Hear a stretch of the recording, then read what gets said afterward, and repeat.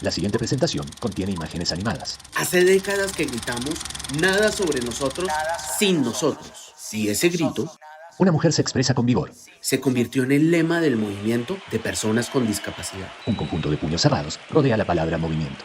Durante demasiado tiempo, otros contaron nuestras historias, distorsionaron nuestras voces Una boca es tapada con cinta. o nos dejaron afuera por completo. Pensaron que no podíamos y, así fuera con buenas intenciones, Aparecen pulgares hacia abajo y hacia arriba. nos condenaron al silencio. Es hora de cambiar eso para siempre. Desde un televisor, una boca comienza a hablar, rodeada de varios puños cerrados. Claro que sí tenemos voces, claro que sí podemos y las queremos usar para exigir nuestros derechos, para que el mundo entero escuche nuestras historias, para que nos reconozcan como somos. Aparecen personas de aspecto diverso, realizando variadas actividades. Personas de carne y hueso, con sueños y con problemas, con días buenos y con días malos, con virtudes y con defectos. Personas con mucho para contar. Desde un micrófono surge el nombre del podcast. Esto es Todo sobre nosotros con nosotros. Un show donde somos nosotros los que venimos a hablar. El Nosotros de hoy lo hacemos con Juan Ángel de Gouveia. Juan es venezolano, reside en Caracas y es una persona sorda que creció en una familia de personas sordas. Desde joven encontró en el activismo una forma de transformar su entorno. Hoy preside RIADIS, la Red Latinoamericana de Organizaciones de Personas con Discapacidad y sus familias. Y es vicepresidente de AIDA, la Alianza Internacional de la Discapacidad. Desde esos espacios, Juan Ángel lucha por derribar lo único discapacitante, las barreras sociales.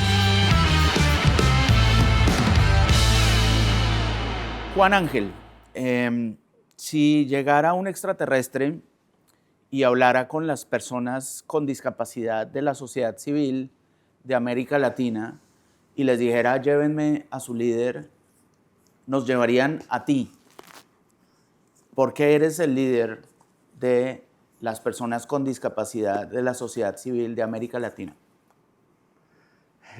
Bueno, somos una familia. Somos una familia y yo vengo también de una familia de padres sordos y mi mamá dentro de todo este movimiento civil me ha ayudado a poder también desde el activismo sordo empezar a conocer, empezar a trabajar. Empecé a conocer las RIADIS desde muy joven y creo que llegué al movimiento civil por mandato de Dios, no sé. No es que yo lo pensara venir a ser como un líder, ni me lo pienso así.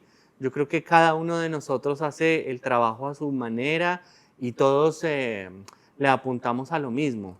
Esto es para todos y es para toda nuestra América Latina. Muy bien, mencionaste RIADIS, pero la gente no sabe qué es RIADIS. Explícame, como si tuvieras 5 años, qué significa RIADIS. Ok, bueno, la RIADIS es una organización que busca defender los derechos de las personas con discapacidad.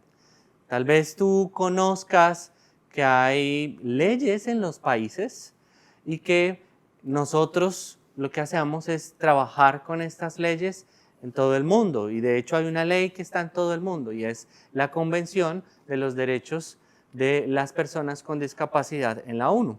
Imagínate que tomamos una foto que está en Nueva York y en esa foto pues podemos ver la convención, pero también hay otra foto y es la foto de la CIADIS, la Convención contra la Eliminación o para la eliminación de discriminación por todo tipo de discapacidad.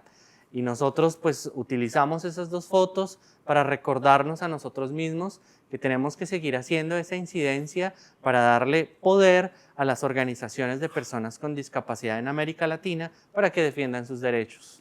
Entonces, la Convención de Naciones Unidas es algo así como un mapa de lo que el mundo dice que tenemos que hacer para ayudar a las personas con discapacidad a tener sus derechos humanos.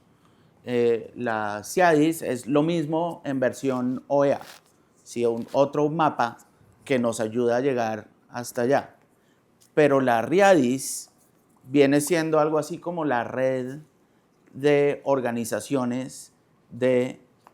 Sí, claro que Vamos sí. allá. Es la red de Red Latinoamericana de Organizaciones de Personas con Discapacidad y sus familias. Entonces, la RIADIS lo que agrupa son organizaciones de personas con discapacidad, como personas sordas, personas con discapacidad visual, con discapacidad motora, personas con discapacidad intelectual. Cada una tiene sus organizaciones.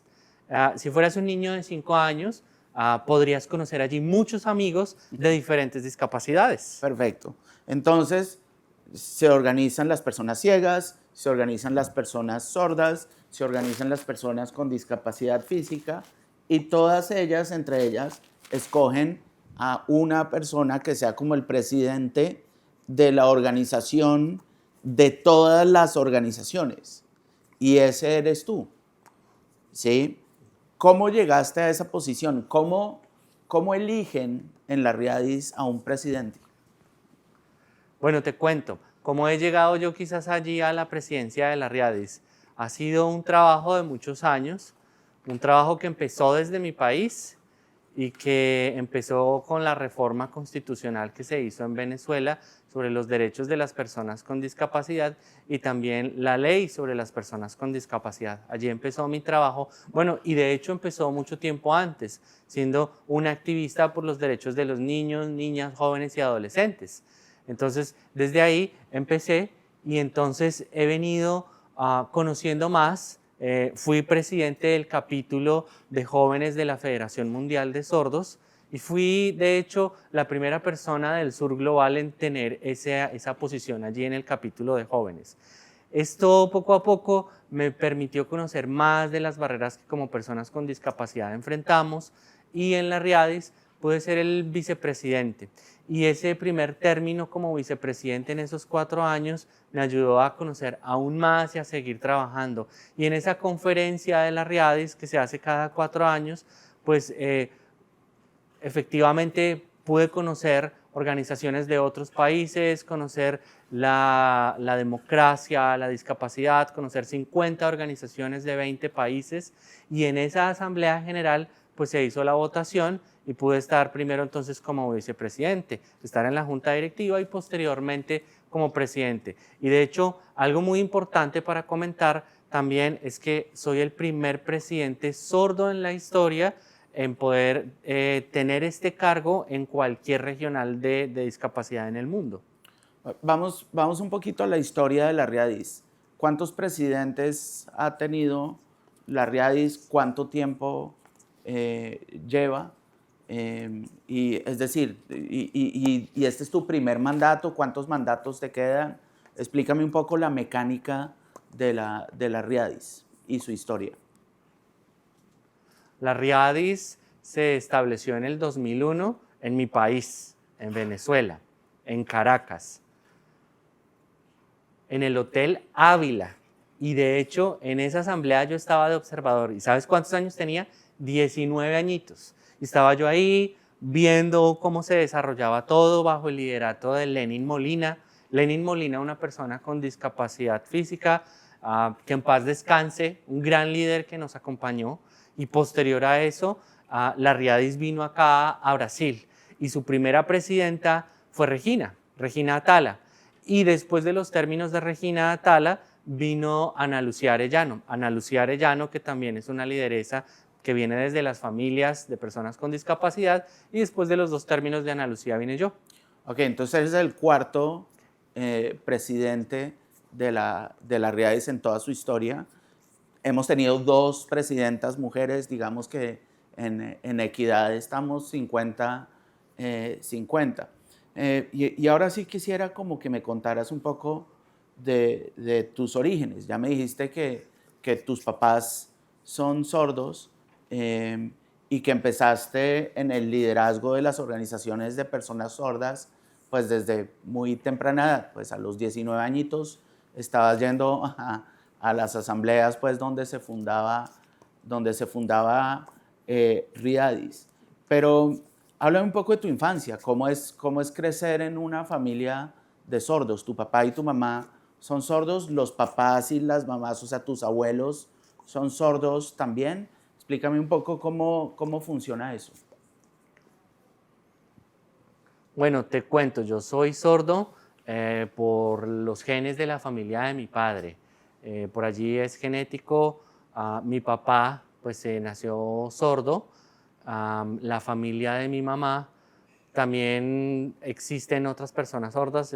Su hermano es sordo, es decir, mi tío es sordo. Yo crecí en un ambiente señante, un ambiente donde todos usábamos la lengua de señas. Y pues sobre todo mi mamá, además de saber la lengua de señas, también oralizaba y utilizaba de cierta manera el español. La perspectiva en mi casa fue el poder que yo recibiera una buena educación, ya que ellos no la tuvieron.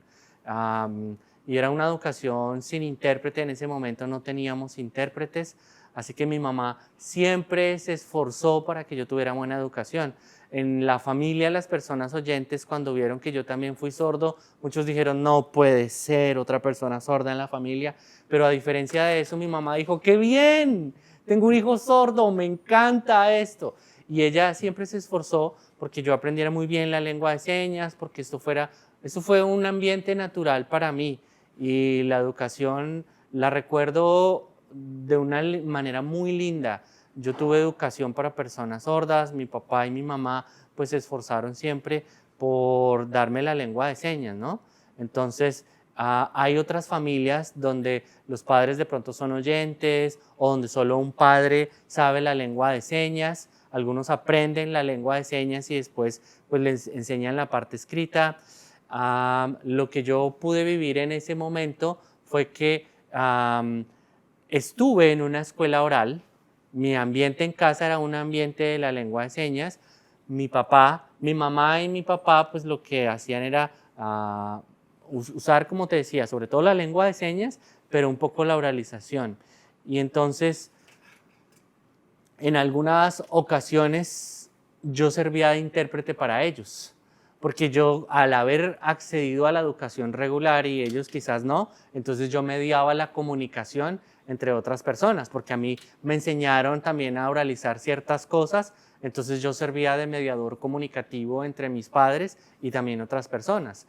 Y al estudiar en una escuela oral, pues entonces también fui aprendiendo un poco o enseñándole un poco de lo que yo había aprendido en mi casa, de la lengua de señas, a mis compañeritos oyentes. Y claro, cuando se dieron cuenta, dijeron, no les enseñé lengua de señas, ¿por qué? Pero ya había dejado la huella de la lengua de señas. ¿Cuál es tu seña? Esta es mi seña. Ajá, sí, Juan Ángel. Mi seña es esta. Sí, Juan Pablo. Sí, explícale a la gente que no sabe qué es eso de la seña. ¿Es como tu nombre? La seña es algo cultural de las personas sordas. Nosotros cuando nos presentamos o cuando hablamos de alguien no utilizamos el deletreo y decimos este es J-U-A-N. No, nosotros utilizamos nuestra identificación a partir de la seña. Y la seña pues es algo que viene desde pequeños, que empiezan a verlo a uno y prácticamente lo bautizan así. Resulta que en mi tierra, cuando estábamos en carnavales, a mí siempre me vestían de príncipe y me ponían una bandita. Y con esa bandita, entonces dijeron, es el principito, este es Juan Ángel, y me pusieron esa seña. Eso estaba pensando, yo tengo un vocabulario muy limitado de lengua de señas, pero sí recordaba que la seña para presidente era esta. Entonces, cuando hiciste la seña de tu nombre, yo dije, bueno, este tipo tiene aspiraciones presidenciales porque se llama presidente. No. Muchas personas piensan lo mismo. Me dicen, ¿esa es la seña de presidente? Y yo digo, no. De hecho, cuando estábamos en carnavales, pues ni siquiera se sabía eso. De que yo, me pusieron la seña de presidente. Nada que ver. Y muchos bromean conmigo y me dicen, tú quieres ser el presidente de todo. Está bueno. Ahora,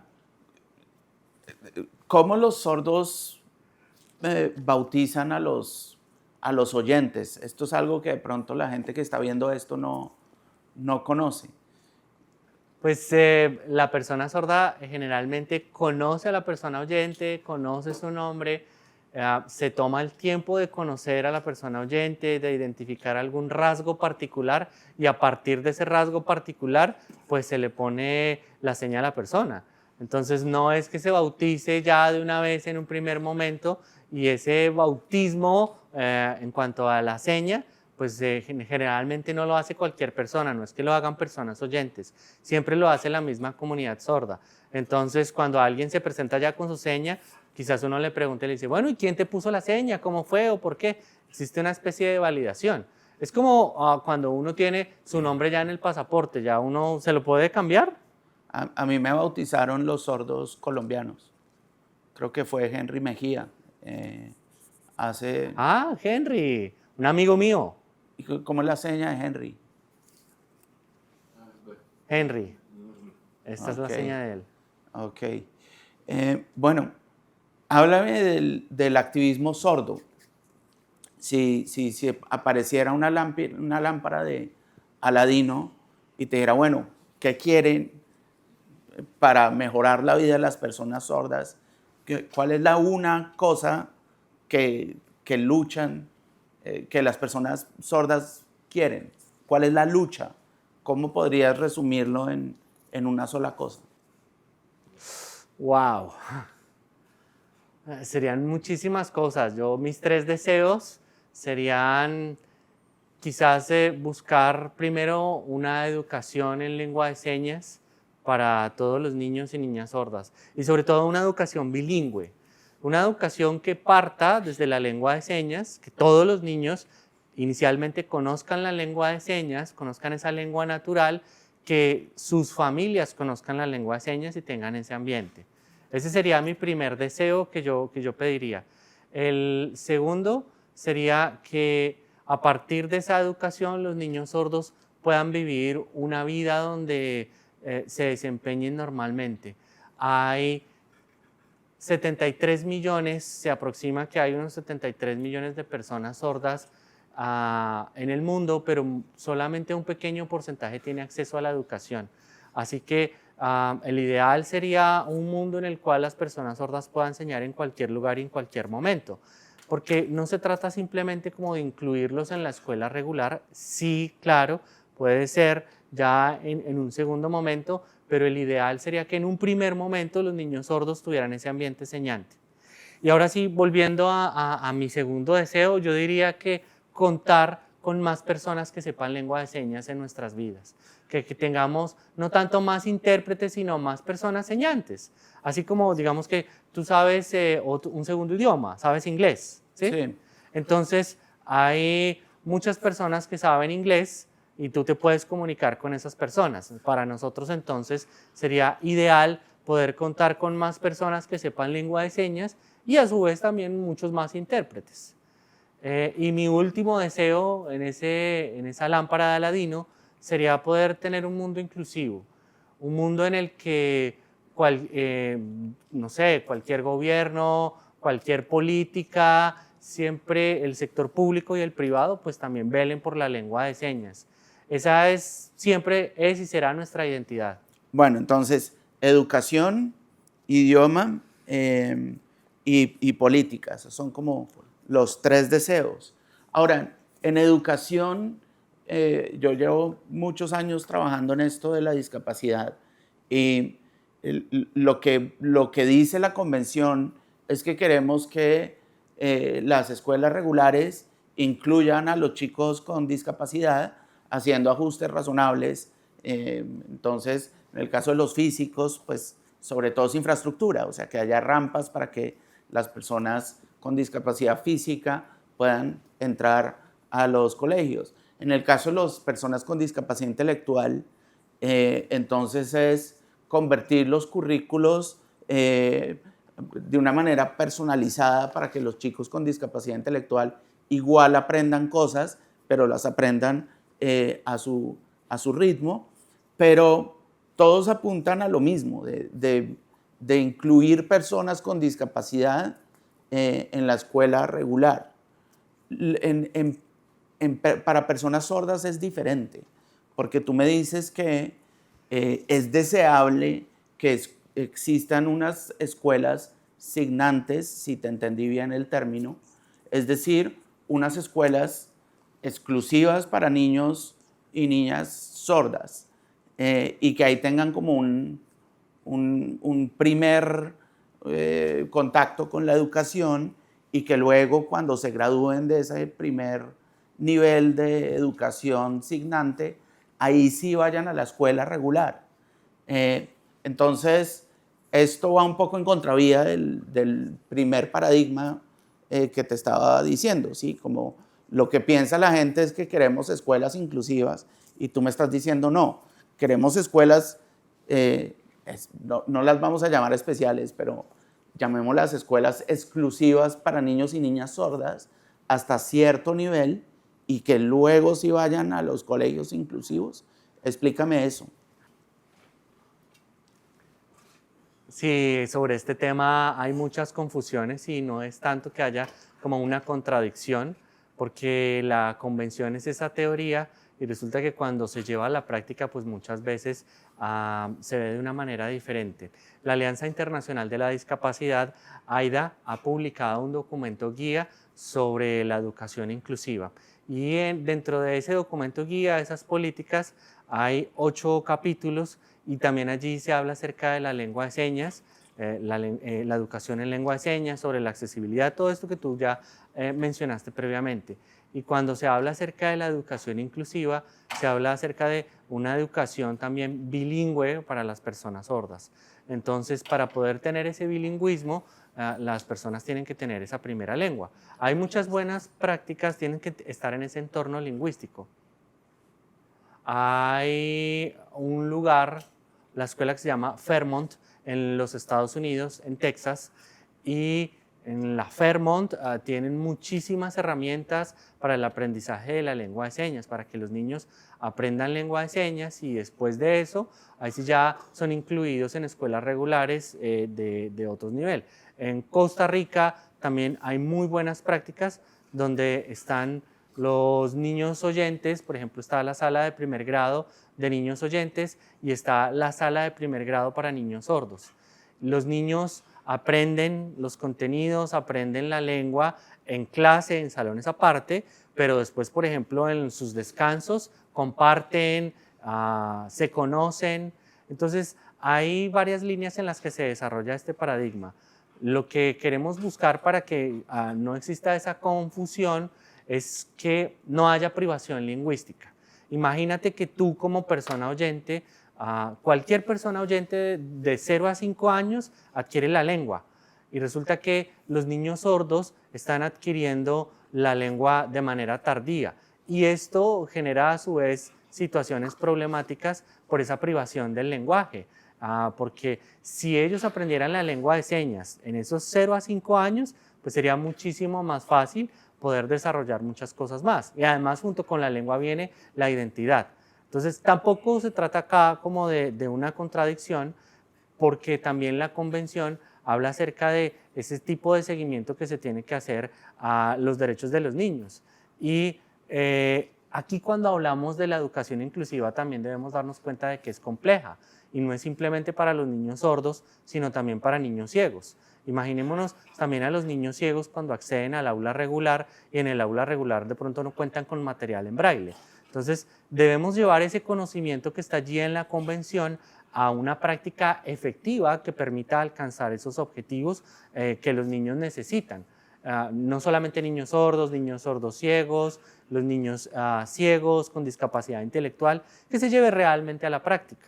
Hay otra universidad muy famosa para sordos en Washington, creo. Sí. Se llama la Universidad de Gallaudet.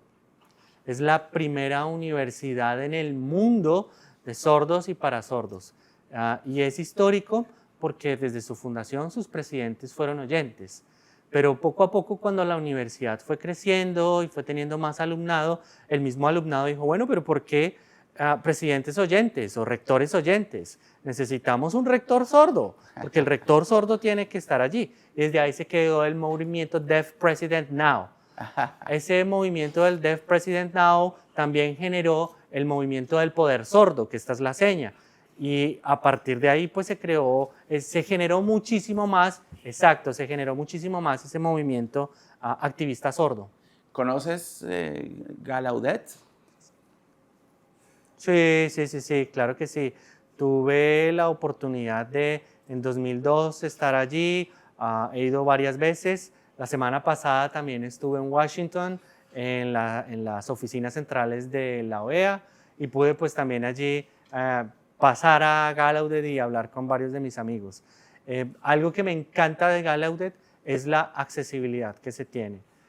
Cualquier cosa que una persona sorda necesite, lo tiene. Ustedes, por ejemplo, como personas oyentes, pueden coger su teléfono o hacer llamadas de audio, y allí la información para las personas sordas está en pantallas de video. Si requieren hacer una llamada, cuentan con pantallas. Allí es un ambiente de accesibilidad visual espectacular. El mundo perfecto para los sordos es Gallaudet. Entonces quisiéramos que todo el mundo creciera y fuera como Gallaudet. Pues, ¿qué te dijera? Perfecto, no sé si esa sería la palabra, pero sí sería un mundo de inclusión o inclusivo, que sea tanto para personas sordas como para personas oyentes, porque de hecho allí en Gallaudet confluyen personas sordas y oyentes. Hay profesores oyentes también, sino que el tema acá es que la educación se da en lengua de señas, y también para personas con discapacidad física o motora, pues también cuentan con ese tipo de accesibilidad en cuanto a la infraestructura. Entonces, pues para nosotros ese mundo perfecto sería un mundo señante donde personas sordas y oyentes podamos convivir a través de comunicarnos en la lengua de señas. ¿Y no hay un Gallaudet en América Latina? No, yo, a ver, pues estuve hace poco en la Universidad de Antioquia, en Medellín, Colombia, y te cuento que cuando fui allá me quedé impresionado por las buenas prácticas que tienen allá. Ellos tienen su equipo de intérpretes, también tienen una gran planta de personas sordas. Los materiales educativos se dan en lengua de señas para las personas sordas, así que ellos cuentan con una gran accesibilidad. A mí me encantaría que incluso, pues yo creería más bien que la Universidad de Antioquia ha copiado mucho del modelo Gallaudet, ¿no? Pero pues obviamente no se trata de comparar, hay que guardar las diferencias, pero Colombia ha venido progresando enormemente en este aspecto. Wow, me sorprende que sea mi país el que esté avanzando en esto. Y en el Cono Sur, no sé, los argentinos o los chilenos no están haciendo algo importante. Sé que los chilenos en general van un poquito más adelante que el resto de la región en materia de educación inclusiva. ¿No es esto cierto para los sordos también? Pues, ¿qué te dijera sobre la comunidad sorda en Chile? La educación ha progresado muchísimo. La educación superior sigue contando de pronto poco a poco, con más personal, pero créeme que grandes avances en Colombia. Y acá en Brasil, justamente, hay ya más de 1000 profesores sordos graduados de la universidad. Aquí la lengua de señas se llama Libras, Lengua Brasilera de Sinais, y la Libras pues, se ha utilizado ampliamente en la educación regular, la educación superior, y pues nosotros allí en Colombia también hemos visto que ha crecido mucho. En Venezuela también hay una comunidad de aprendizaje amplia, pero pues tenemos muy pocas universidades en este aspecto, así que yo te diría que los dos países que llevan la bandera son Brasil, Colombia. Te hablaría un poco de la experiencia venezolana, pero muchas veces aquí el tema también termina hablando es de intérpretes, porque si no se cuenta con intérpretes va a ser más complicado. Si no tenemos recursos no vamos a tener otras cosas también. Entonces se resume en eso, en recursos. Ok, bueno, entonces vamos a tomar esos dos parámetros, lo que está haciendo Brasil y lo que está haciendo Colombia. Me parece importantísimo como tener esas buenas prácticas para que los otros países sigan esos ejemplos, o incluso para, pues bueno, si ya hay una ventaja en Antioquia y en Brasil, a lo mejor lo que tenemos que hacer es empoderar más a esos dos focos y que sean cada vez más Gallaudet en esos dos focos. Me parece muy interesante, y de pronto un proyecto ya concreto en el que se puede como concentrar esta conversación, ¿sí? Algo muy deseable entonces es empoderar más a la Universidad de Antioquia y darle más recursos y de pronto posicionarla más políticamente. Me parece muy interesante. Pero mira, en tu segundo deseo, hablabas acerca de que el idioma fuera idioma oficial. La mayoría de países de América Latina tienen a la lengua de señas de ese país como lengua oficial, ¿verdad? Sí, sí, sí. La Convención de los Derechos de las Personas con Discapacidad de la ONU pues ya ha sido ratificada en muchos de los países de América Latina y a su vez pues la Convención habla acerca de esa obligatoriedad de la ratificación y de la implementación. El primer país que logró esto en América Latina fue el Ecuador y ya varios lo que han hecho es ratificar o de oficializar la lengua de señas de su país a través de la Constitución, algunos los han hecho a través de leyes específicas y otros a través de otros instrumentos, pero en América Latina ya mucho de esto se ha cumplido. ¿Qué sucede? Que los gobiernos conocen esos instrumentos y de primera mano dicen sí, sí, sí, aprobado, y después se dan cuenta qué es lo que han aprobado y qué es lo que han implementado.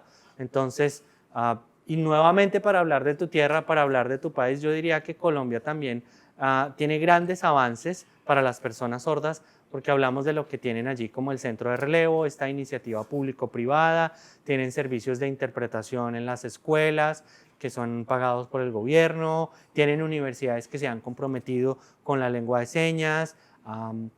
Esto que se tiene allí en Colombia también se ve mucho en Brasil, se ve mucho también en Costa Rica, entonces ya hay grandes avances. Okay. Argentina también hace poco aprobó la lengua de señas. Entonces, si te entiendo bien, no es solo aprobar la lengua de señas argentina en el Congreso y decir los idiomas oficiales de Argentina son el español y la lengua de señas argentina.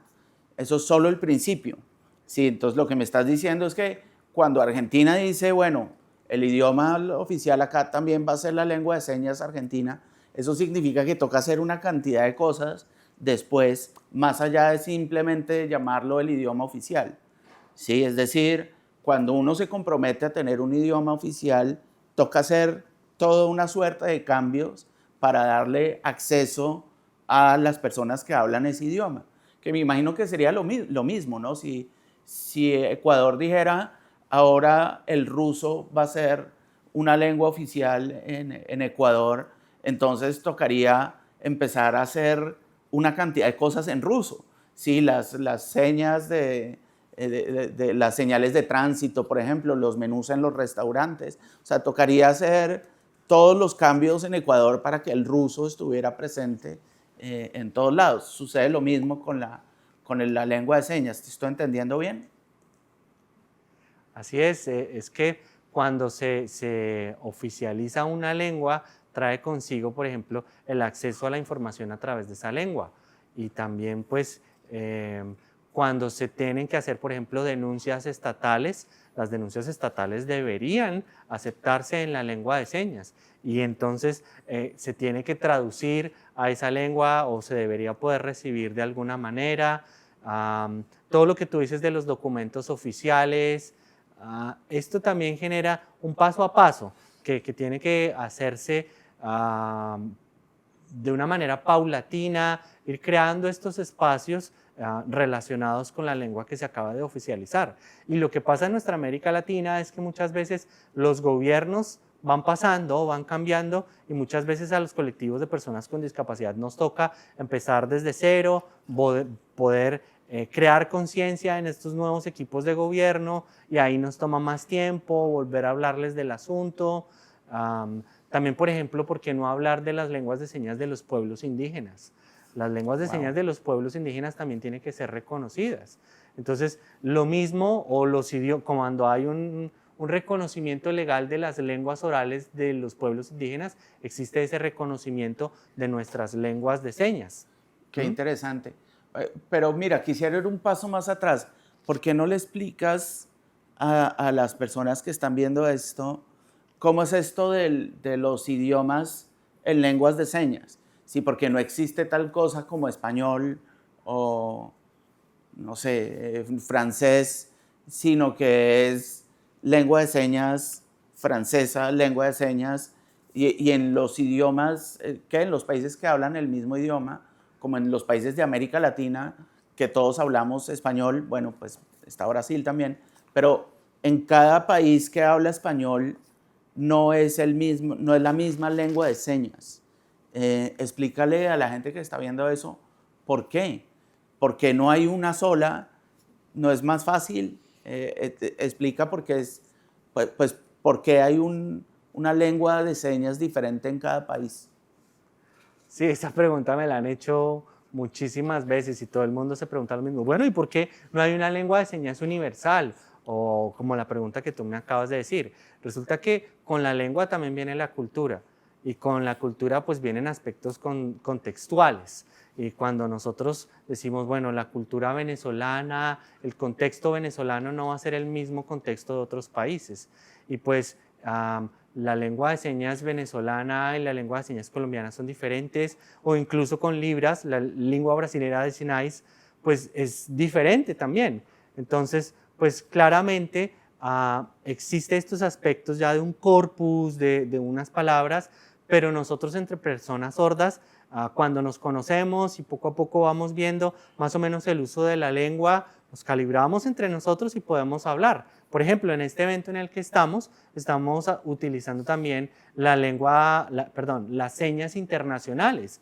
Y las señas internacionales nos permiten hacer eso, que es como un botón o una perilla que tú la ves ahí y nos permite calibrarnos, conocer cuál es el uso de las señas en esa persona, cuál es el uso que hay en mi uso y empezar a hablar de una manera similar. Y esto pues no sucede igual en todos lados, digamos que existiría la manera latinoamericana, la manera africana, europea, pero cuando estamos en espacios internacionales pues los hacemos así.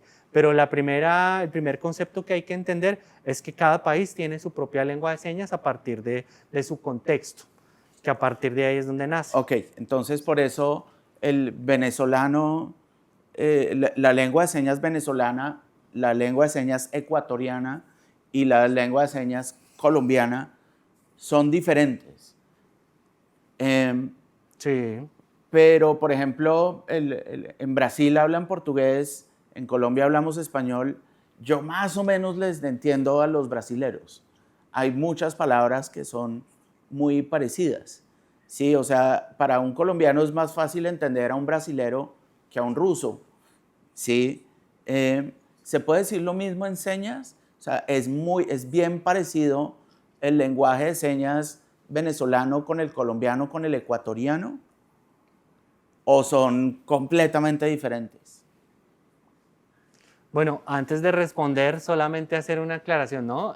No es lenguaje de señas, sino lengua de señas. Lengua. Sí, Perdón. eso. Pero no te preocupes porque igual esto también lo he visto en muchos espacios y también es bueno para todos. Ahora, nosotros tenemos un beneficio sordo, que siempre lo hemos hablado en esos términos. Tú dices que si estuvieras en Rusia sería mucho más difícil para ti poder aprender. Digamos que para nosotros el beneficio sordo es tener una lengua visogestual, una lengua que no utiliza tanto las palabras, sino que utiliza mucho la corporalidad, el espacio y que ya da una primera base y que después de eso pues, nos permite comunicarnos de cierta manera. Yo conozco casi ya 70 países alrededor del mundo y yo podría decirte que casi que en ninguno he tenido barreras lingüísticas con otras personas sordas. Ese es el beneficio sordo, el beneficio de la lengua de señas, de que de alguna manera, pues a través del gesto podemos entendernos. Solamente sí para nosotros que vivimos en América Latina es un poco complicado la lengua de señas de los países asiáticos.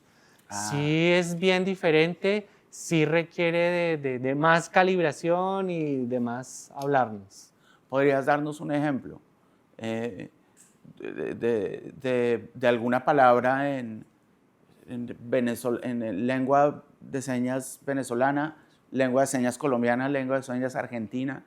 O sea, ¿cuál es la misma palabra para ver la diferencia? Por ejemplo, en Japón, la lengua de señas japonesa, o bueno, en todo el mundo uno dice gracias, ¿no? Este es gracias, este es fácil. Ajá. Allá Sí. es gracias así. Ah, ok. Con la Claro. reverencia, como con la venia, y también ya no sale del mentón, sino que es entre las manos. Y aquí en Brasil es obrigado. Obrigado. Obrigado. Ajá. Entonces, hay ciertas diferencias en nuestros continentes, pero mira la gran diferencia que hay allá en Japón. Y si solamente existe esa diferencia con un gracias, imagínate con el resto de las palabras. Ok, pero en lengua de señas, ustedes sí lograron lo que se intentó para el resto del mundo, que fue ese experimento del Esperanto. Seguro conoces ese experimento.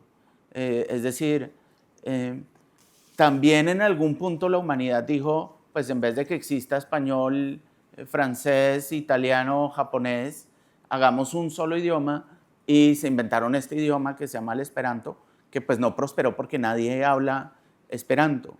El idioma, digamos, hablado internacional es el inglés. ¿Sí? Si yo quiero hacerme entender como tú que me dices que viajaste a muchos países, si yo viajo a muchos países y quiero hacerme entender, tengo que hablar un mal inglés y ese mal inglés me va a servir para comprarme una hamburguesa en Japón o en China o en Hungría o en donde sea. Ustedes sí lograron esas señas internacionales y la mayoría de los sordos habla ese idioma internacional. Me dices que una conferencia como esta, que hay personas de 22 países, las personas de los 22 países saben esa lengua de señas internacional. Bueno, va a depender mucho del contexto. Y resulta que nosotros tenemos las personas sordas asistentes que vinieron y ellos vienen con sus intérpretes de lengua de señas, pero están viendo el servicio en señas internacionales. En caso tal de que de pronto no se comprenda alguna palabra, se la pueden preguntar a sus intérpretes. Y resulta que las señas internacionales no son una lengua, sino que son un sistema el cual se alimenta de varias señas y que se va calibrando cada vez en diferentes espacios. A mí me ha parecido supremamente interesante que nuestras señas internacionales en América Latina, pues tienen cierta similitud entre América Latina, pero guardan diferencias con África. La parte gestual latinoamericana es diferente a la parte gestual africana. Tampoco podríamos decir que las señas internacionales son todas exactamente igual en todo el mundo, pero sí tienen sus variaciones en otros continentes. Bueno, pero me parece un privilegio maravilloso eso que dices, que tú puedes ir casi a cualquier lugar del mundo y algo te vas a hacer entender. Eso es algo que los oyentes no tenemos. Sí, sí. Maravilloso. Sí, ese es el beneficio sordo, el concepto del que te hablo que nosotros hablamos, de ese beneficio sordo. Excelente. Bueno, hablemos un poco del movimiento ya de discapacidad en general. Sí, porque, bueno, ya me hablaste del activismo sordo. Ahora háblame de los retos que tiene el movimiento de derechos de personas con discapacidad en América Latina. Primero háblame un poco de la política interna. ¿Cuáles son los debates, de pronto las diferencias? ¿Qué tan armónica es la familia de la sociedad civil de los derechos de las personas con discapacidad en América Latina? ¡Wow! ¡Wow! A ver, ¿qué te dijera? Ese tema de los derechos y de la incidencia, todos los días sigo aprendiendo desde que soy presidente. Desde que soy presidente de la RIADIS, digamos que mi base fue desde conocer los derechos de las personas sordas. Y me he dado cuenta que quizás en este contexto uno llega y dice, es que yo como persona sorda tengo estas barreras y son más barreras, pero luego te llega la persona con discapacidad física y te dice, no, yo tengo más barreras porque esto y lo otro. O luego llega otra discapacidad y te dice, no, no, no, las mías son peores. Pero resulta que al final del día todos tenemos barreras y todos tenemos que vivir con ellas y buscamos superarlas, buscamos eliminar ese tipo de barreras. Pero para poder eliminar esas barreras tenemos que trabajar unidos. Y lo segundo, es poder generar impacto, generar conciencia con los gobiernos. Como te contaba previamente, cuando llegan nuevos gobiernos, cuando hay cambio de gobierno, muchos llegan con sus propios planes. Y tenemos que ahí entrar nosotros a hacer esa incidencia, pero el gran problema siempre va a ser las barreras actitudinales. Que nos entiendan, que comprendan el valor de nuestra expertise, el valor de lo que somos nosotros. Y es un proceso de negociación, como sucede también en los ambientes de la ONU, porque no se trata entonces de venir y decir de que la persona puede o no. La ONU dice que los derechos no se negocian.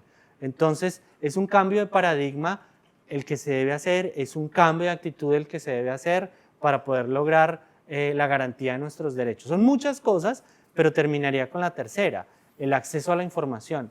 Que todos y todas podamos acceder a la información, porque muchas veces se dicen, oye, la información es pública, pero el acceso a la información implica participación. No simplemente que se accese a la información en una sola vía, sino que nosotros también podamos participar efectivamente y podamos opinar. Para mí serían esas tres cosas principalmente. Lo que está allí en debate, no sé tú qué piensas. Yo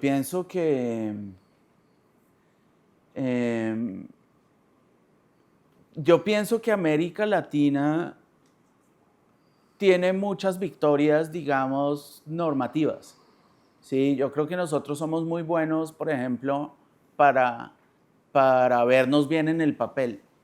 Sí, yo creo que, por ejemplo, en leyes de capacidad jurídica, la ley de capacidad jurídica que hay en Perú, que hay en Colombia, son mejores que las que hay en Europa y que las que hay en Asia. Pues en el papel, América Latina suele verse muchísimo mejor que el resto de regiones del mundo. Nuestro problema es sobre todo implementación.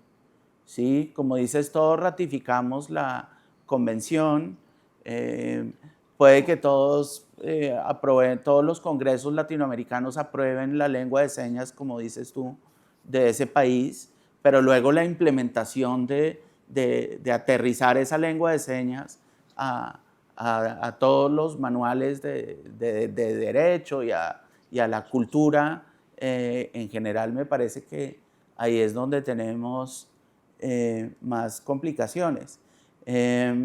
Ahora, cada uno cuenta cómo le fue en la fiesta, ¿no? Entonces tú dices, lo más importante es el acceso a la información. Para mí lo más importante es el acceso físico. Sí, para las personas físicas, o sea, nuestra bronca es la accesibilidad. Yo diría que la bronca de los físicos es más tangible, porque todos la pueden ver. ¿Sí? Es más fácil explicarle a una persona que no tiene discapacidad, mire que acá no hay una rampa, a decirle, mire que acá no hay un intérprete, mire que acá no hay un centro de relevo. ¿Sí? Porque las barreras a las que nos enfrentamos nosotros se pueden ver. Y entonces creo que en ese sentido la lucha de las personas con discapacidad física tiene un poquito de ventaja porque es más fácil de explicarle a las personas que no tienen ninguna discapacidad. Pero de nuevo, cada uno habla cómo le va en la fiesta. Y eso que tú comentas es supremamente importante, ese resumen, ¿no? Accesibilidad y ajustes razonables. Esos dos caminos que hay ahí, porque es la accesibilidad física, estructural, la accesibilidad en la comunicación, accesibilidad en mediación y tener también los ajustes razonables para cada persona, porque en últimas nuestros contextos son diferentes y hay unos requerimientos diferentes. Entonces, algunos pueden decir una talla para todos, one size fits for all, y resulta que así no es. Cada quien tiene sus particularidades y está viviendo situaciones particulares, diferentes. ¿Cómo ves tú que esté América Latina en materia de organización de la sociedad civil? versus las otras regiones. Es decir, ¿quién es el Juan Ángel de África y el Juan Ángel de Europa y el Juan Ángel de Asia? ¿Tú conoces a tus contrapartes? ¿Sí? Están organizadas la sociedad civil, digamos en Europa, por ejemplo, está organizada la sociedad civil de la misma manera como estamos nosotros, es decir, tienen un consorcio donde están todas las discapacidades y eligen a una sola persona que represente a todas las discapacidades y a toda la sociedad civil. Bueno, es una muy buena pregunta, Juan Pablo, porque en todo el mundo existe ese conglomerado y se llama Alianza Internacional de la Discapacidad. AIDA. Exactamente, AIDA. Entonces, ese es la representación global de las personas con discapacidad.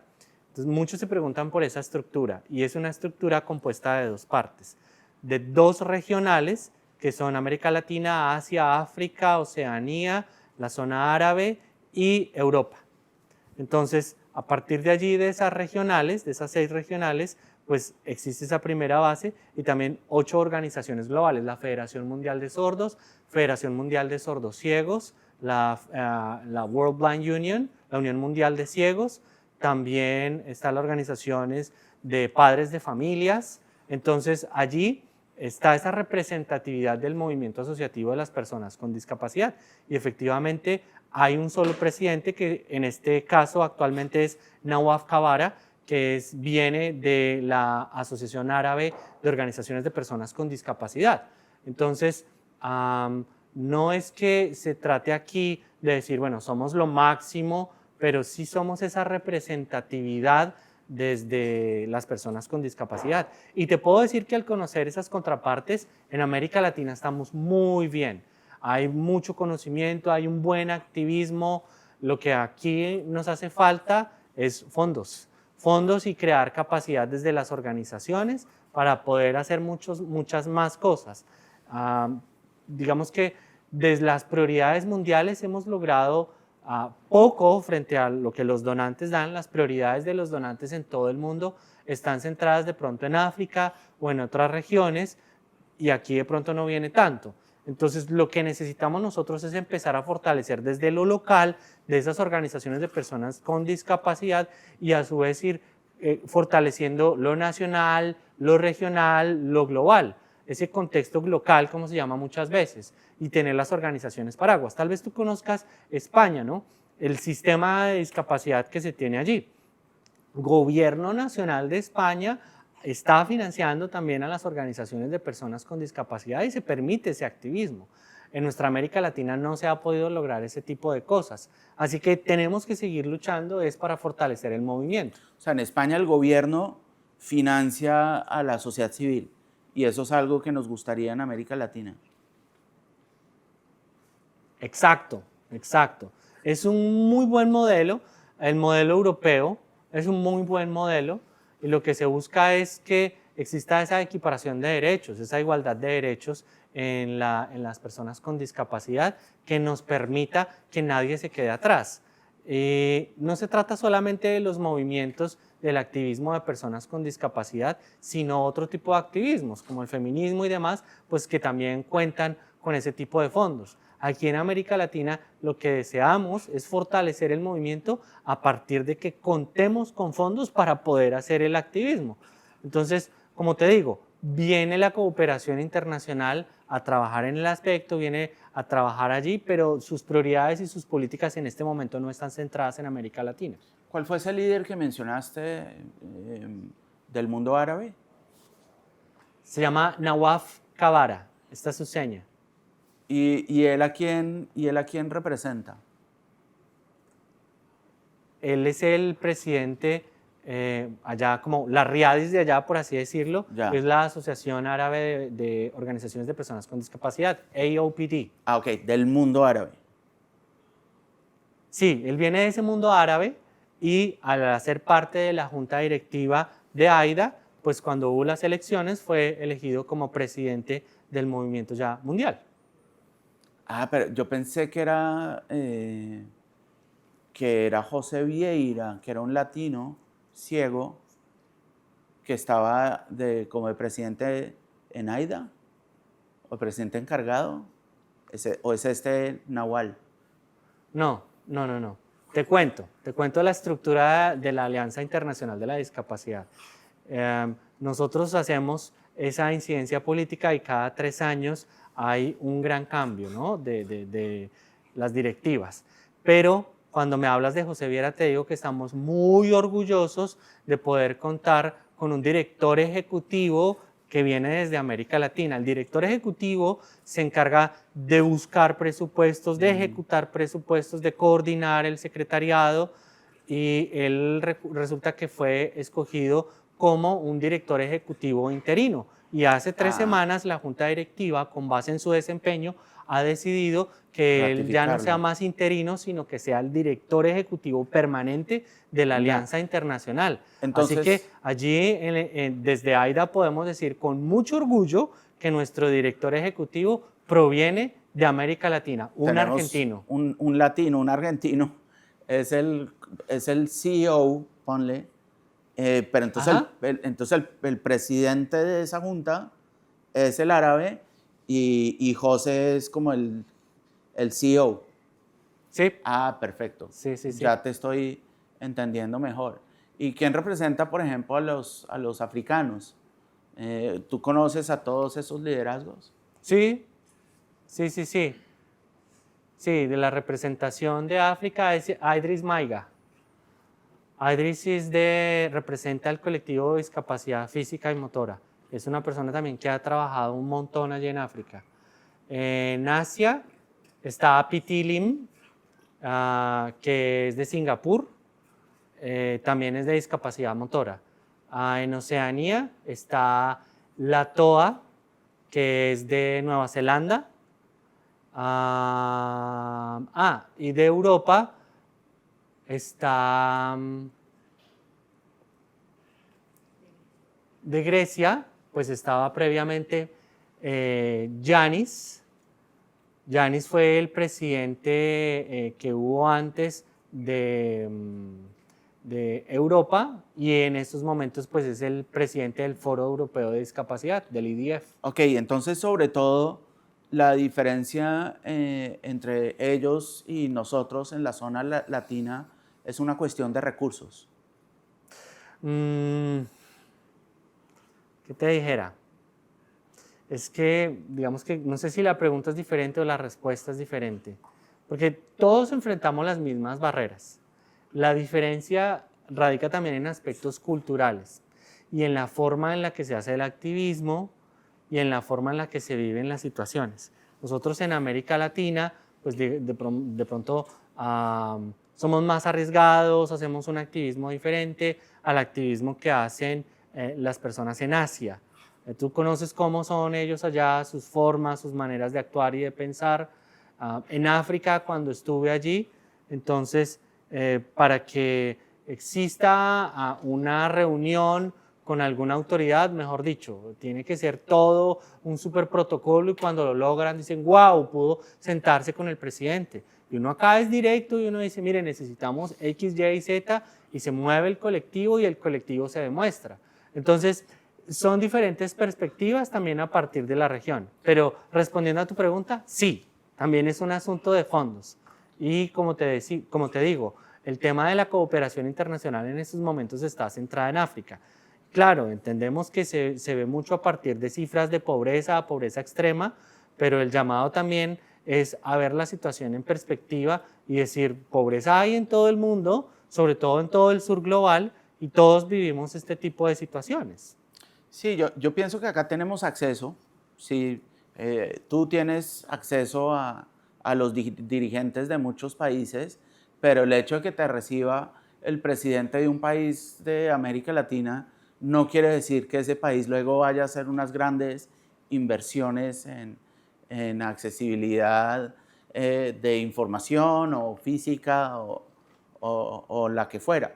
¿Sí? Yo no sé qué es lo que han logrado, por ejemplo, los asiáticos, ¿sí? Porque yo creo que en un tiempo muy corto, en un tiempo récord, ciudades como Tokio son 100% accesibles, y sé que se debe en muy buena medida al sistema asociativo, a las personas de la sociedad civil que van y hacen una protesta en un metro y llegan 200 sillas de ruedas al metro y paralizan eso, pero eso sucedió en los años 60 y al día de hoy pues el metro de Tokio es 100% accesible, que pues uno no puede decir eso de París o de Londres. Es un cambio en Asia, yo creo que lo han logrado de una manera mucho más eficiente. Pues, ¿qué te dijera? He visto el sistema de muchos países y he visto que se hacen cambios rápidamente en muchos lugares y es gracias a través del sistema que tienen allá.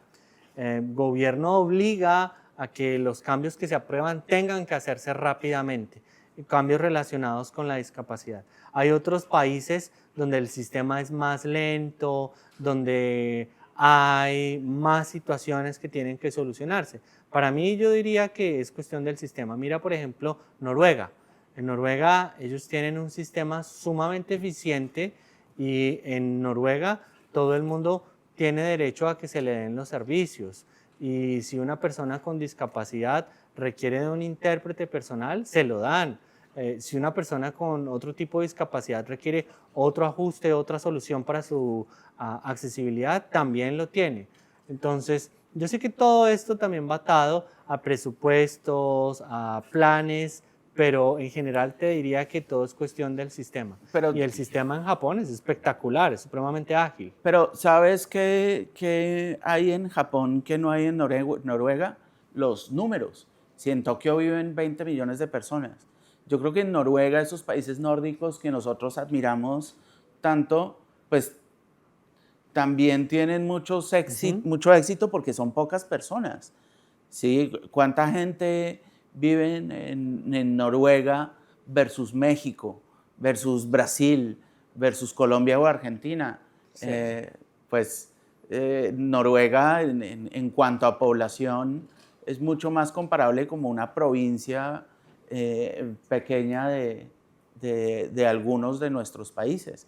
O, no sé, de pronto Uruguay. Mira, Uruguay es un país con una población muy pequeña que le lleva una ventaja al resto de América Latina en materia de protección social, por ejemplo, de asistencia personal, de ese tipo de beneficios del Estado que son costosísimos. Pues Uruguay, que es un país más pequeño, con una geografía, digamos, más amable también, es un laboratorio perfecto en América Latina para ver qué políticas funcionan o no funcionan, porque es poquita gente. Entonces ahí puedes pilotear cosas que luego, pues para escalar es muchísimo más costoso, ¿sí? Entonces, sí, siempre hablamos mucho de los nórdicos, pero creo que la ventaja grande que ellos tienen es que son pequeños. Sí, totalmente de acuerdo contigo. Algo que me impactó mucho, por ejemplo, fue Islandia. Estuve hace poco, es un país súper pequeño que solamente tiene 256 personas sordas. Y de la discapacidad tienen aproximadamente unas 2.000 personas con discapacidad allí en el país, nada más. Wow. Y lo que tú decías, claro, tienen números, tienen presupuesto, pueden velar por la calidad de vida. Y claro, cuando venimos y comparamos con países mucho más pequeños, pues obviamente, mucho más grandes, pues nosotros vemos y decimos países de 300 millones de personas, pues obviamente la situación allí va a ser diferente. Allí puede que uno diga, no, vamos bien, vamos excelente, pero cuando miramos la realidad y entramos a ver ya con lupa, muchas cosas no se están haciendo. Así que, claro, tú tienes razón. Y para resumir, yo sí diría que son situaciones que no son comparables, que cada quien vive su propia situación, pero lo que tendríamos que hacer sería replicar buenas prácticas. Ok, hablemos ahora de por qué estamos en Río de Janeiro. cuéntanos el evento al que nos invitaste y que estamos muy felices de haberte podido acompañar. Bueno, estamos tú me preguntas en qué estamos. Estamos en la Cumbre Regional de Discapacidad. Tal vez recuerdas que para 2018 el gobierno de Reino Unido decidió llevar a cabo la primera Cumbre Global de Discapacidad, buscando que las partes interesadas en el sector discapacidad, gobiernos, OPDs y demás, se pudieran comprometer por los derechos de las personas con discapacidad. Luego vino la cumbre de 2021 en Noruega, que por tiempos de pandemia no se pudo hacer de manera presencial. Así que esta cumbre fue una cumbre virtual y que buscó también diferentes objetivos. Nosotros estamos hoy acá realizando esa cumbre y déjame decirte que, por ejemplo, cuando nosotros vamos a la cumbre de los estados parte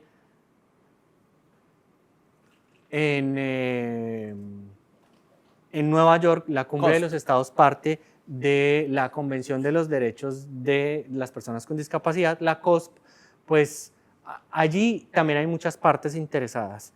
Y nosotros, desde la RIADIS, pues empezamos a tocar puertas con diferentes gobiernos acerca de quién quisiera ser el anfitrión de la siguiente cumbre.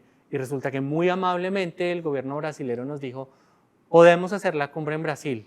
Entonces, a partir de ahí empezamos a trabajarle fuertemente y hemos encontrado muy buenos amigos, un lindo lugar, el lugar del Cristo de Corcovado.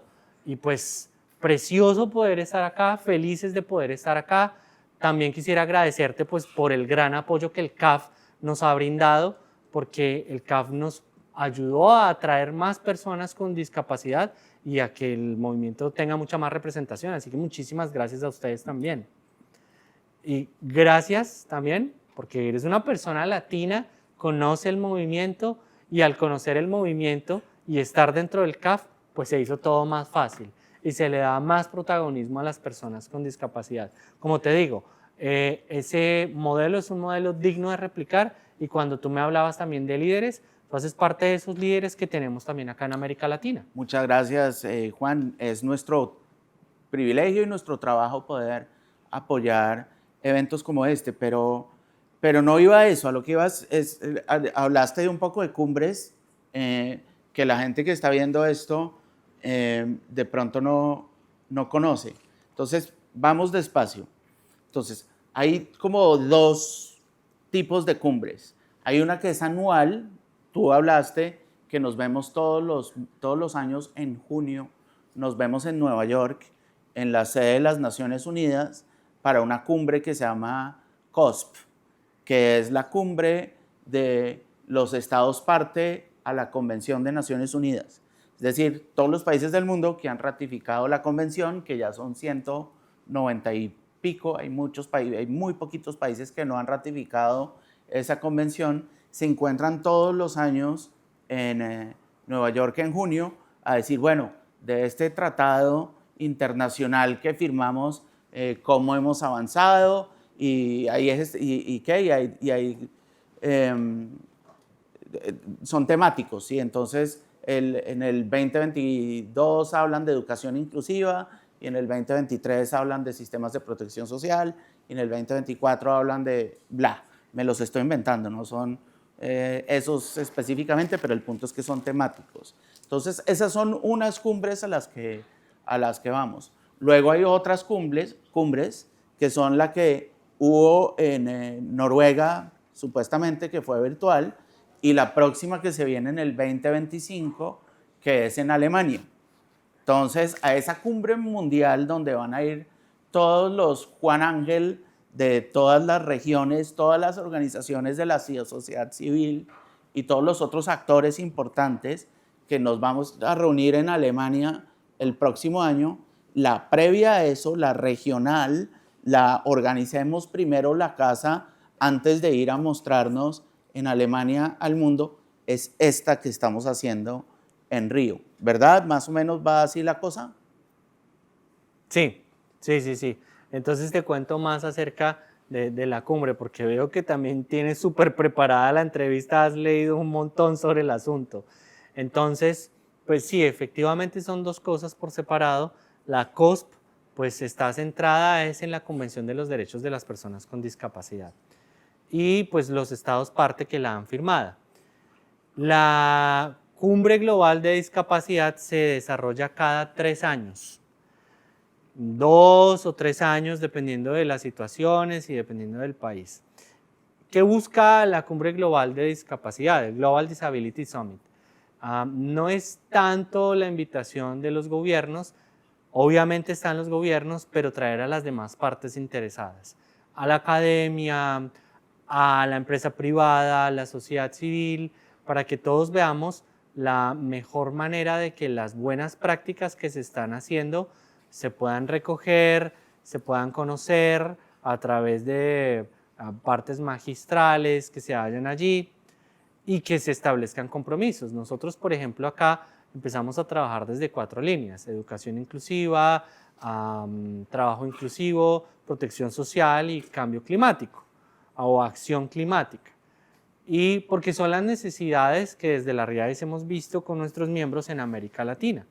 Pero a su vez, pues vemos retos dentro de estos 4 ejes.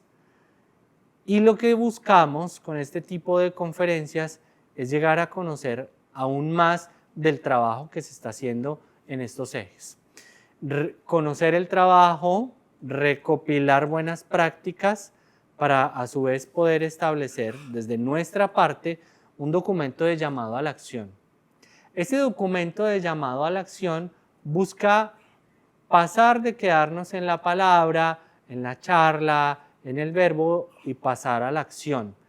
Y con ese documento pues lo que nosotros queremos decir es: hay que hacer esto y llevarlo a Alemania, llevarlo a la cumbre, y lo que se busca a su vez desde Alemania con estas cumbres es que cada región del mundo pueda decir qué es lo que hay y que existan corresponsabilidades de todos los actores, desde la cooperación internacional, desde las agencias de la ONU, desde las organizaciones de personas con discapacidad, que esa corresponsabilidad esté allí y que en ese documento se mencionen acciones a corto, mediano y largo plazo que generen impacto en la inclusión de las personas con discapacidad. Por ejemplo, tú me hablabas acerca de muchos instrumentos legales muy lindos que tenemos en nuestra América Latina, pero debemos empezar a hablar de cómo hacer que estos mecanismos sean efectivos y traer a consulta a las OPDs, traer a consulta a más sectores, que estas consultas o que este trabajo no sea privado, sino que entre todos nos acompañemos, que entre todos conozcamos nuestras perspectivas, que sea de todos y para todas. Entonces, estos 3 días que nos convocan aquí en Río, pues a mí me dejan con mucho orgullo, porque tenemos representación de 21 países.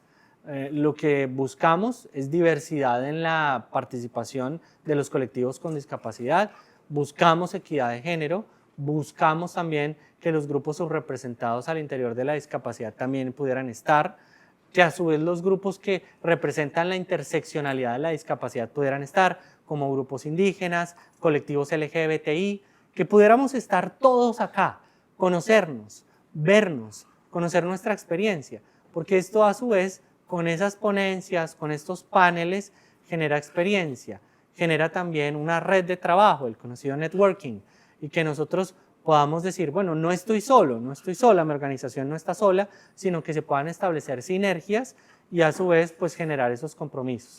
Y creo que lo hemos logrado. El reto después de esto es poder llevar ese documento a Alemania y que después de Alemania pues este documento registre la voz de los 85 millones de personas con discapacidad en toda América Latina y el Caribe, que allí en la cumbre global se pueda ver. No, pues felicitaciones, es un esfuerzo titánico traer a representantes de diferentes sectores de 21 países a Río de Janeiro. Solo la logística que implica esto es un milagro que has logrado. Entonces, ¿estás contento con el documento? Me imagino que no has dormido en los últimos 3 días arreglando ese documento. ¿Qué tan listo está? ¿Ya estamos en los párrafos finales de ese documento? ¿Estás orgulloso y estás como seguro de que lo que se construyó estos 3 días está listo para llevar a Alemania? ¿Y podrías resumirlo en una frase?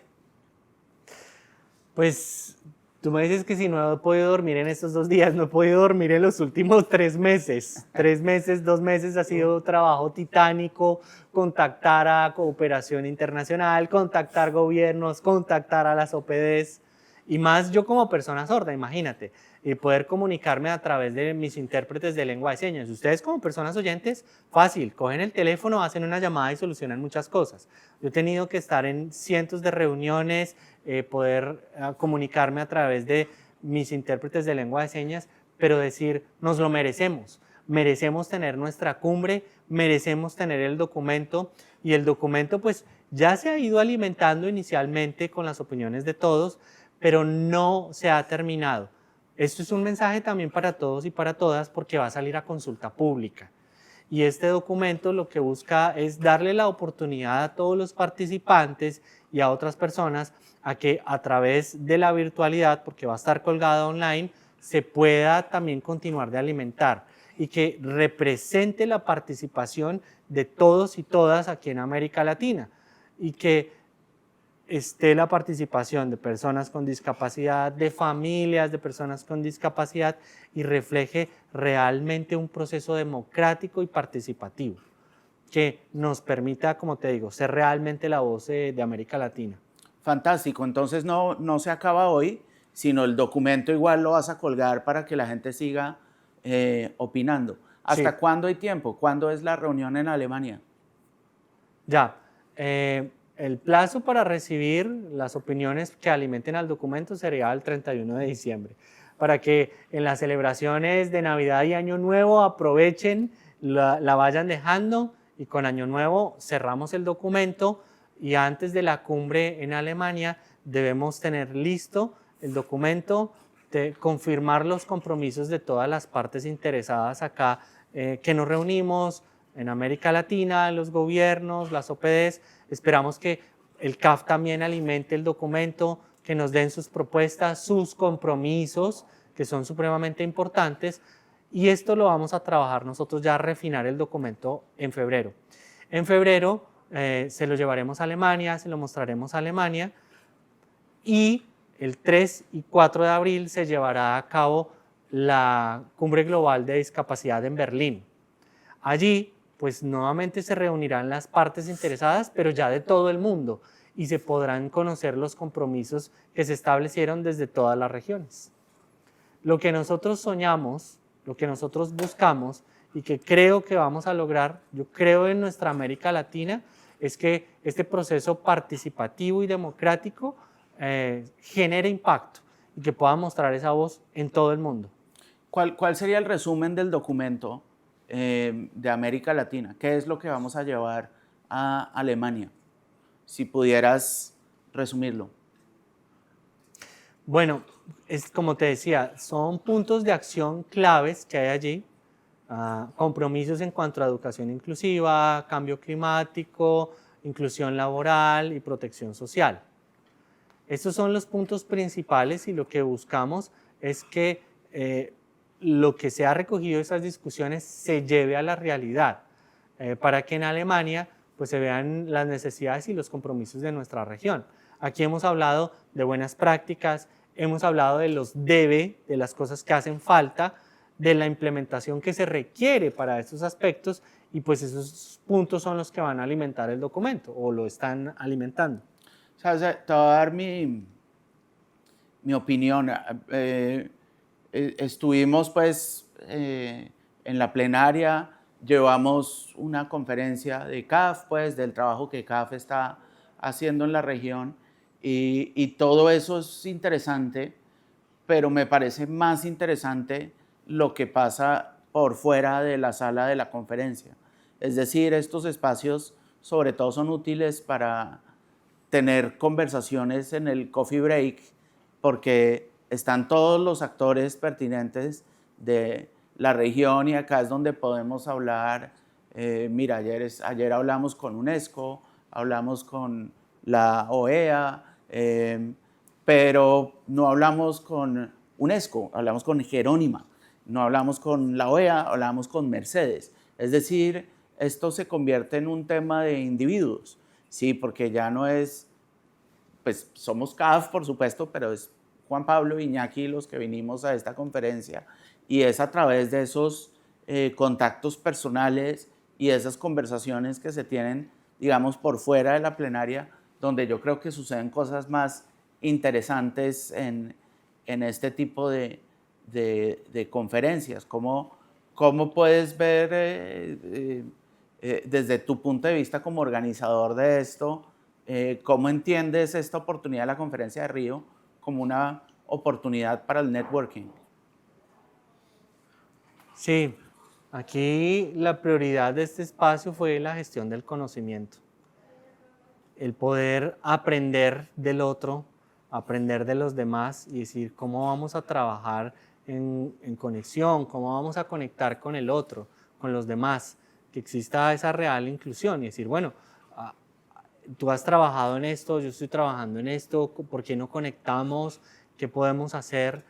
Y que la Riades sirva como ese instrumento de puente entre todas y todos, que sirva, me parece a mí, como un instrumento clave para que nos fortalezcamos y para que la foto del mapa que nos demuestra al CAF, que nos demuestra a UNESCO, a UNICEF, a los gobiernos, muestre claramente lo que estamos haciendo todos. Que ese mapa salga ahí en HD y lo podamos ver, conocer los líderes, las lideresas, lo que se está haciendo, que muchos te pudieran conocer a ti como ese gran líder que eres, que muchos pudieran conocer a otros líderes y decir, ok, son ellos y hay que seguir trabajando, ¿qué se está haciendo? Entonces, esta cumbre, como te digo, gestión de conocimiento, conexiones y un puente de conocimiento entre todos. Ahora debemos velar es por la sostenibilidad de lo que hasta ahora se ha alcanzado, porque esto es para todas, para todos, para todes, y no solamente centrarnos en el sector discapacidad, porque es que el contexto ha cambiado y ahora lo que se busca es velar por la transversalidad de que es la vida de todos, los aspectos transversales de nuestras vidas, no solamente pensarnos desde nuestra discapacidad, sino que nosotros con la ONU y con otros actores interesados estemos también en otros contextos y no solo los relacionados con la discapacidad. Para eso es ese puente que nosotros quisimos establecer y de que todos nos conozcamos. Perfecto, Juan. Mira, ya para ir cerrando, ¿qué crees que podemos hacer desde CAF? Somos el Banco de Desarrollo de América Latina y el Caribe. Somos el banco de tu región. ¿Cómo te imaginas que desde nuestra plataforma podemos fortalecer el trabajo que la sociedad civil está haciendo para avanzar la agenda de los derechos de las personas con discapacidad en la región? Bueno, nosotros lo que buscamos es seguir fortaleciendo la participación de las personas con discapacidad y que esa participación, pues a través de esa participación se conozcan los puntos clave que delinee una ruta para las personas con discapacidad. Podemos trabajar desde planes estratégicos, podemos trabajar desde puntos claves, podemos trabajar desde la interseccionalidad que representa la discapacidad y eso es lo que buscamos de que organizaciones como el CAF nos puedan ayudar, de que trabajemos de manera mancomunada, de que establezcamos estrategias de trabajo conjunto y que nos permitan visibilizar nuestras necesidades, sino también hacer gestión de conocimiento, también llevar a la práctica, conocer experiencias y que estemos incluidos realmente, que nuestra América Latina sea una América Latina inclusiva. Tú sabes que hay una frase de Martin Luther King en la que él dijo en ese famoso discurso de I have a dream, yo tengo un sueño, y sí, así como Martin Luther King, pues muchos tenemos sueños, y esos sueños solamente los vamos a lograr si conectamos con otros, porque un sueño en el que una sola persona quiera conseguir algo va a ser imposible. Y también yo siempre digo, esos sueños no deben quedar para el futuro es ahora. No me parece que podamos encontrar una mejor manera de cerrar esto. Juan Ángel, ha sido un placer hablar contigo, muchas gracias. Gracias a ti, Juan Pablo, gracias por esta entrevista, me voy muy contento, muy placentero. Gracias. Estamos.